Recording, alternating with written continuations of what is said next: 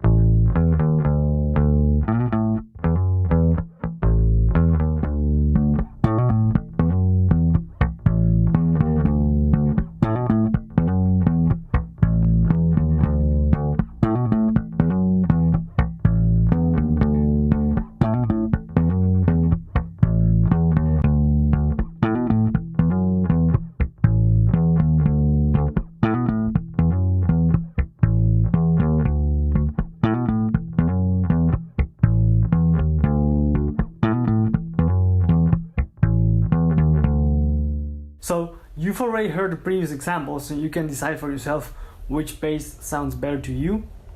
But let me say this, and this is kind of a harsh truth to accept, and that is that it doesn't matter if I play a 5K, a 10K, a $500, 500 euro, whatever, $60 bass, it doesn't matter.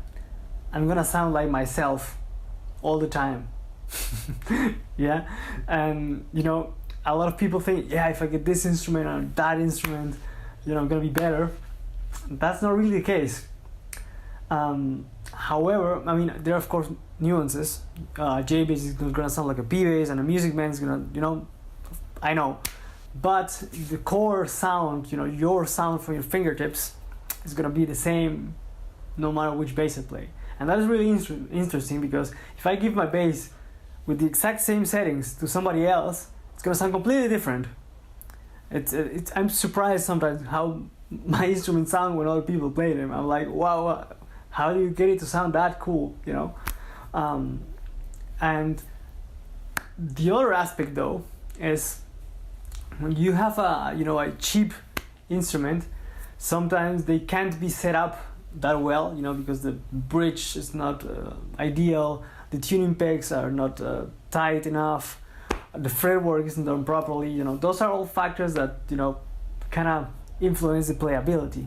So usually when you pay for a more expensive instrument, this is not always the case though, because there are kind of overpriced brands, but when you pay for a more expensive instrument, you're usually also paying for attention to detail, you know, that all those things are covered, that the frets were dressed properly, that the action can be set accordingly, the bridge is solid, you know, the pickups are good, and all those are factors that, you know, kind of affect the playability.